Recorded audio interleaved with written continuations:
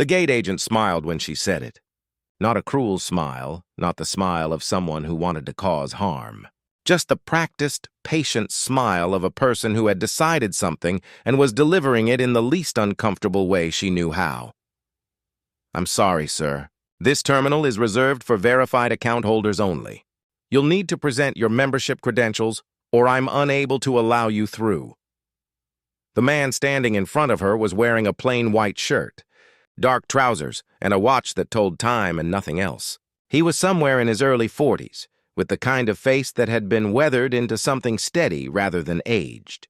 And he was holding the hand of a 6-year-old girl who was wearing a backpack shaped like a turtle, and who was, at this precise moment, more interested in the carpet pattern of the terminal floor than in anything happening between her father and the woman at the desk. His name was James Beaumont. The girl's name was Lily, and the fleet of 12 private aircraft currently registered to Beaumont Aviation Holdings, 3 of which were parked on the tarmac, visible through the floor-to-ceiling windows directly behind the gate agent, belonged entirely to him. He had not brought his credentials because he did not own credentials. He owned the company that issued them. "I understand," James said. His voice carried the particular quality of a man who was accustomed to rooms getting things wrong about him and had long ago made his peace with the fact that the correct response to that was patience rather than performance. "Could you call your operations manager?" The gate agent, whose name tag read Stephanie, maintained her smile with the professional ease of someone who had been trained to maintain it regardless of what was happening in front of her. "Of course," she said. "One moment." She picked up the phone at her desk and had a brief conversation that James could not fully hear. And then she set it down and looked at him with an expression that had added a new layer to the smile, the layer that arrived when a person had been told to hold a position and was now committed to holding it. "My manager will be with you shortly," she said. "In the meantime, I'm going to need to ask you and your daughter to wait in the general seating area." She gestured toward a row of chairs against the far wall with the polished efficiency of someone directing traffic. Rather than speaking to a person, Lily looked up from the carpet. She had been tracing the pattern with the toe of her sneaker and had arrived at a conclusion about it that she was about to share. Then she registered the direction of the gesture and the quality of the silence that had settled around her father, and she looked up at him instead. "Daddy," she said, "are we going to our plane?" James looked down at her. "In a minute, baby," he said. "We're just waiting for someone." Lily accepted this with the equanimity of a child who had learned that her father's "in a minute" was reliable and did not require anxiety. She went back to the carpet. James did not move toward the general seating area. He stood where he was, not aggressively, not as a statement, simply as a man who had decided that the place he was standing was the correct place to stand and saw no reason to relocate. Stephanie noticed this. Her smile adjusted slightly. "Sir," she said, "the waiting area is just over there." "I heard you," James said pleasantly. He was not being difficult. He was simply not moving. The operations manager arrived 4 minutes later. His name was Derek, and he was in his early 40s, with the trim efficiency of someone who had spent years managing logistics and the specific tension around his jaw of someone who had been called away from something he considered more important. He came in with the stride of a man prepared to resolve a situation quickly and move on. "Good afternoon," Derek said, positioning himself beside Stephanie with the subtle geometry of institutional authority. 2 of them, one of James, Lily between his legs now because she had decided his legs were a more interesting piece of furniture than the floor. "I understand there's been some confusion about access. Can I see some form of membership verification?" James looked at him. "There's no confusion," he said. "I don't have membership credentials because I'm not a member. I'm the owner. My name is James Beaumont." Something moved through Derek's expression. Not recognition, not yet, but a small recalibration. The expression of a man whose internal model of the situation had just been handed a piece of information it hadn't requested. Derek's posture remained professional. "Sir," he said, "I understand what you're saying, but company policy requires verified documentation for terminal access, regardless of any claimed relationship to the organization. Without credentials, I'm not in a position to grant access." "Claimed relationship?" James repeated. His voice was still even. Not cold, not heated. Just noting the word. Derek heard it noted. He did not change his position. James reached into his pocket. He took out his phone and made a call. The call lasted 45 seconds. He said 4 things. He listened for 10 seconds. He ended the call and put the phone back in his pocket. Then he waited. Lily had found something on the carpet pattern she considered worth pointing out and was directing his attention to it with the insistence of someone sharing genuinely important information. He crouched down beside her and looked at the thing she was pointing at, which was a small geometric shape that she had decided looked like a duck, and he agreed that it looked like a duck, and she looked satisfied and went back to tracing with her. Toei Derek was watching this exchange with the expression of a man who was beginning to wonder if the ground under the situation was slightly different than he had assumed it was. Stephanie's phone rang. She answered it. Her face changed.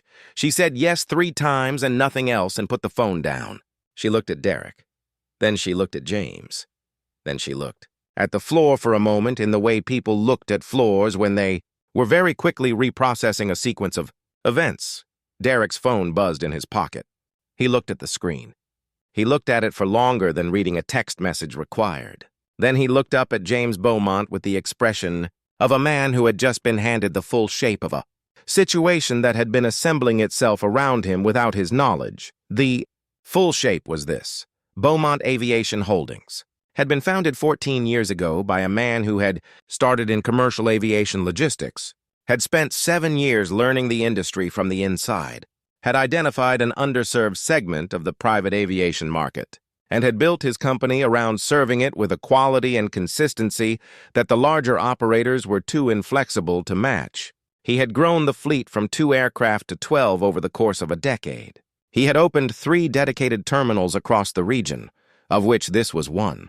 He had done all of this without making himself the face of the company, without appearing in industry profiles, without attending the award ceremonies that his operation had been nominated for, because he had made a decision a long time ago that the work was the point, and the work did not require him to stand in front of it. He was, in the private aviation world, the kind of name that appeared in contracts and on building permits and in the small print of industry publications. Not on social media, not in photographs. Not in the memory of the gate agents and operations managers who came and went from his terminals without ever being shown a picture of the man who owned them. Derek put his phone in his pocket. His jaw had taken on the particular set of a man who was working through the correct thing to do and finding that none of his available options were comfortable. "Mr. Beaumont," Derek said. His voice had changed. Not dramatically, but the managed authority had gone out of it and been replaced by something more careful. "I owe you an explanation." James straightened from where he had been crouching beside Lily. He looked at Derek with the same expression he had worn since he walked through the door. "Even? Attentive? Waiting? You don't," James said. "You owe me access to my terminal. We can have a different conversation afterward." Derek stepped back from the gate. He said to Stephanie, "Open it, please." Stephanie opened the gate. Her smile had not returned, and its absence was more honest than its presence had been. James took Lily's hand. She looked up at him with the clear-eyed readiness of a child who had been told they were going to their plane and was now ready to go to the plane. They walked through. The terminal interior was exactly as James had approved it when the design team had presented the final build 18 months ago. The finishes were right. The lighting was what he had specified. The seating arrangement had been adjusted from the original plan in a way that was an improvement over what he had asked for, which meant someone on the team had made a good call and he made a note to find out who. Lily walked beside him with the rolling efficiency of a 6-year-old, who considered airports to be fundamentally exciting environments, regardless of what was happening in them.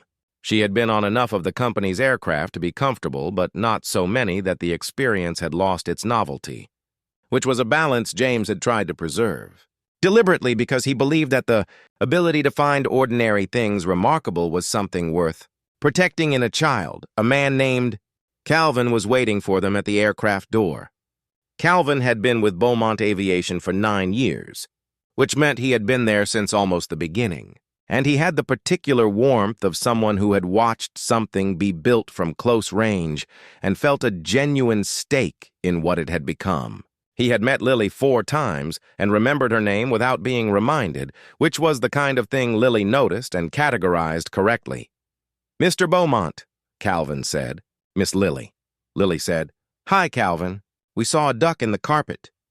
Calvin said, "I hope it was a good one."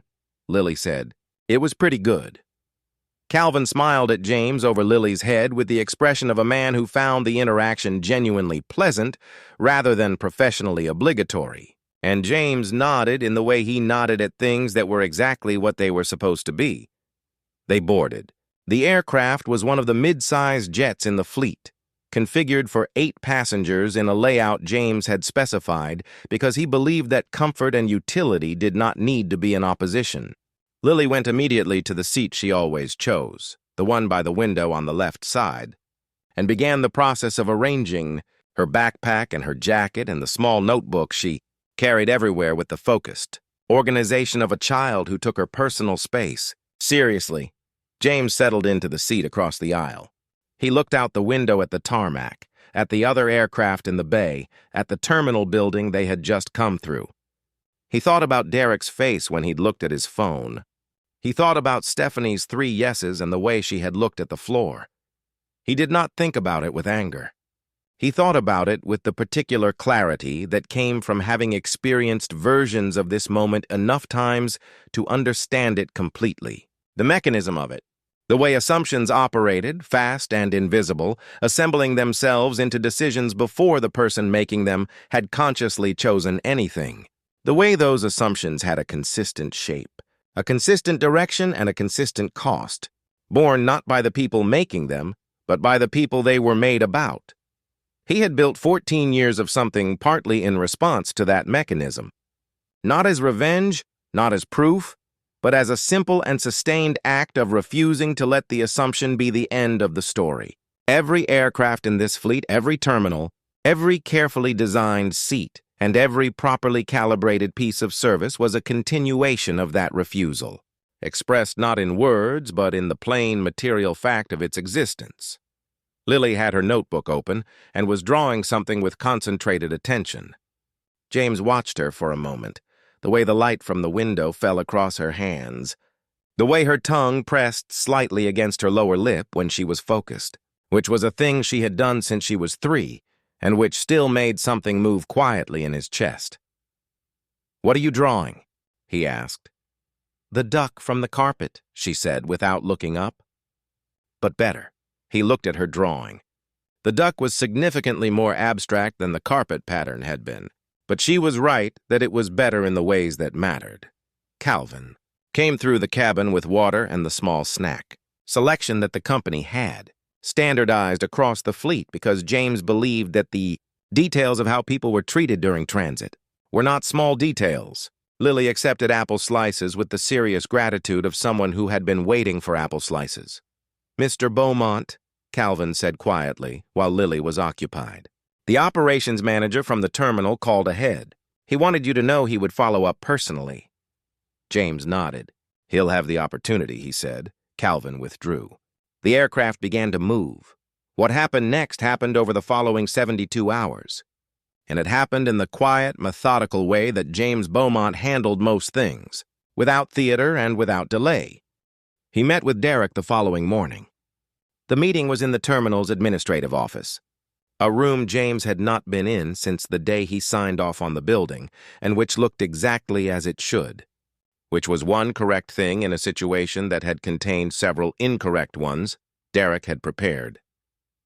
He had spent the previous evening doing the thing that people did when they had made a serious error in front of someone who had the authority to define its consequences, which was to think very carefully about what they understood and what they were prepared to say about it. He arrived with the posture of a man who had decided that the most useful thing he could do was be completely honest about what had happened and why. James appreciated this. He had encountered both kinds of response to situations like this, the kind that defended and the kind that accounted for itself, and he knew which one was more useful and which one told him more about the person in front of him. Derek said, I made a judgment based on what I saw, and I didn't question it. I should have. The protocol exists to protect the integrity of the service, not to function as a filter based on how someone presents. I used it as a filter. That's on me. James listened. Then he said, "Tell me how the protocol actually works." "Walk me through it," Derek did. He walked through the verification process, the credential system, the escalation procedure. He was precise and complete and did not editorialize. James asked 3 questions. Derek answered all 3 without hesitation. Then James said, "The protocol isn't the problem. The judgment that preceded it is the problem. You could have asked me 1 question before defaulting to restriction. You didn't ask. You assumed the restriction was appropriate and built the conversation around confirming it." Derek said, "Yes, that's accurate." James said, "That pattern, the assumption first and the question never, is the thing I need to understand if it's systemic here or if it's specific to last night." Derek said, "I think it's honest to say I don't know the answer to that. I know my own thinking." "I can't speak to everyone's." James nodded. "That's the right answer," he said. "Because the wrong answer would have been to tell me it was isolated." He looked at Derek steadily. "I'm going to ask Patricia to conduct a full review of customer-facing protocols across all 3 terminals. I want it done within 30 days, and I want the findings presented to me directly. You'll be part of that process, not subject to it. I want your perspective included because you're the one who just had the clearest possible view of where the gap is." Derek absorbed this. He said, "I wasn't expecting that." "I know," James said. "That's why I'm telling you directly." He paused. "What you did last night was wrong. I also watched how you handled the 24 hours after it. Those are both true at the same time." Derek was quiet for a moment. Then he said, "Thank you for that." James stood. He extended his hand. Derek shook it with the grip of someone who meant it. The conversation with Stephanie was shorter.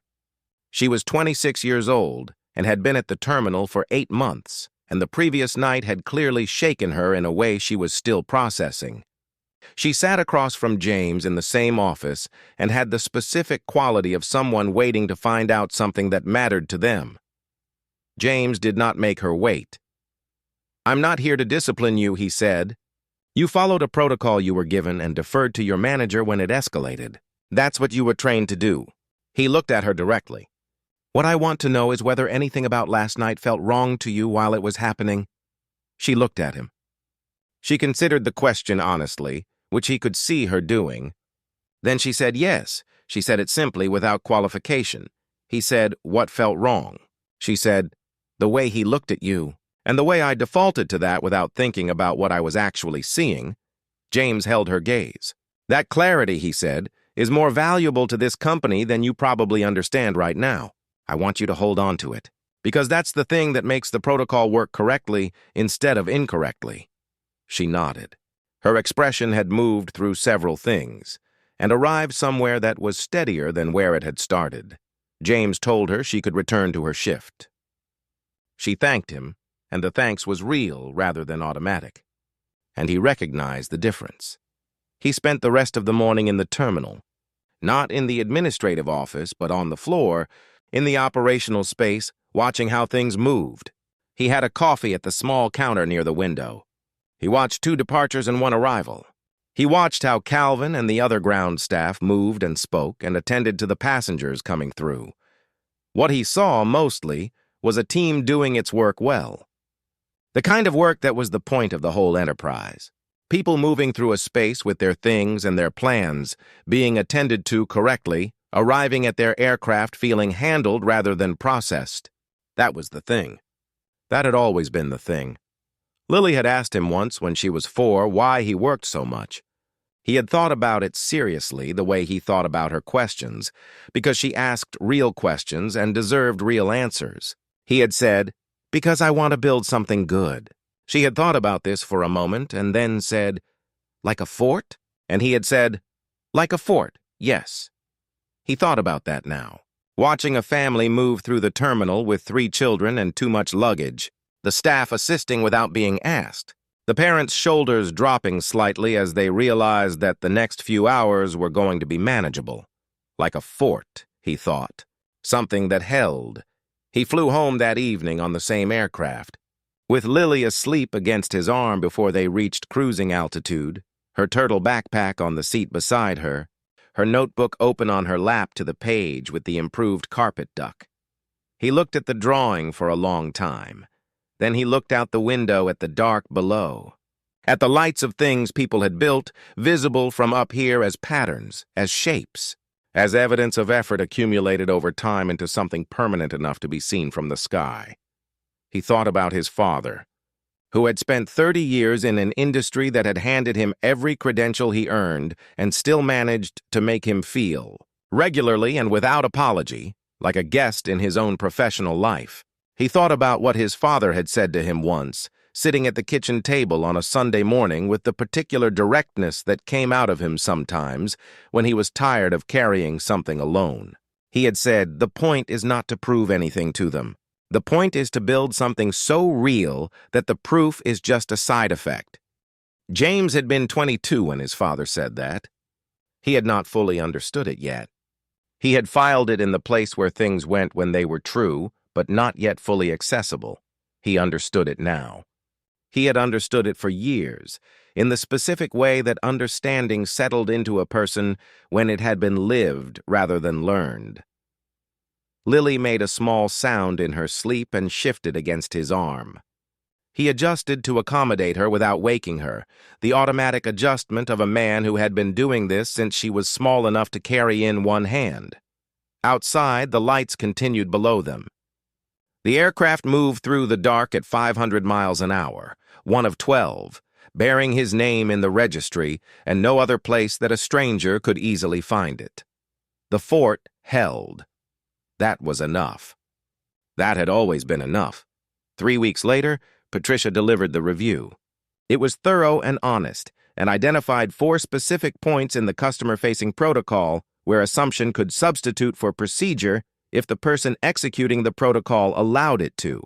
She recommended changes to the training framework at all 3 terminals and a new onboarding module that made the purpose of the verification process explicit rather than assumed. James read it carefully. He approved all 4 recommendations. He added one of his own, which was that every member of terminal staff at all levels should complete a half-day session in which they physically went through the passenger experience themselves, from arrival to boarding, so that the thing they were protecting was not an abstraction. Patricia said she thought that was an excellent addition. James said it was Lily's idea, essentially. Patricia looked at him. "She was 6, he said. She told me that the carpet in the terminal had a duck in it that nobody else had noticed. And I thought about how much you miss when you're standing on the wrong side of the desk." Patricia wrote it into the framework that afternoon. She titled the session "The Other Side of the Desk" because some things named themselves correctly. Lily never knew any of this.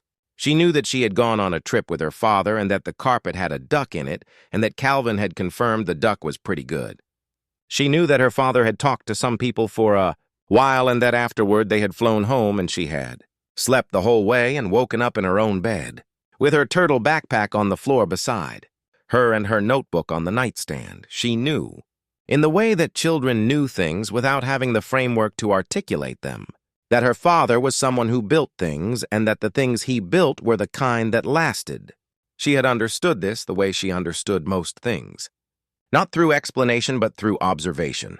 Through the accumulated weight of watching him move through the world with a steadiness that the world's disorder never fully managed to disrupt.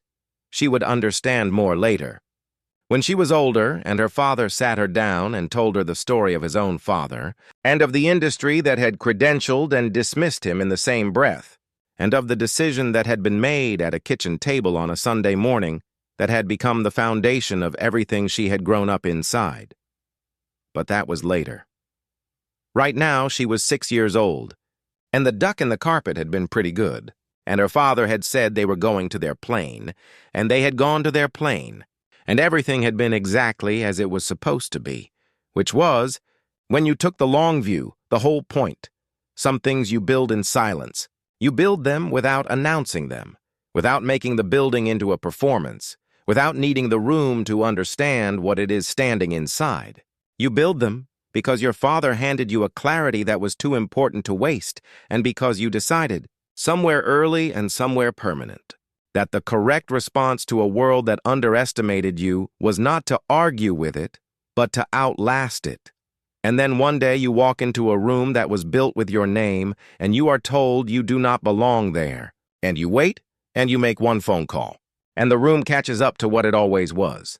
And you take your daughter's hand and you walk through, and she tells you about the duck. And that is the story. That has always been the story. Not the terminal or the fleet or the 14 years of work that preceded the moment at the gate. The story is the hand and the duck and the going through. Everything else is just what made it possible.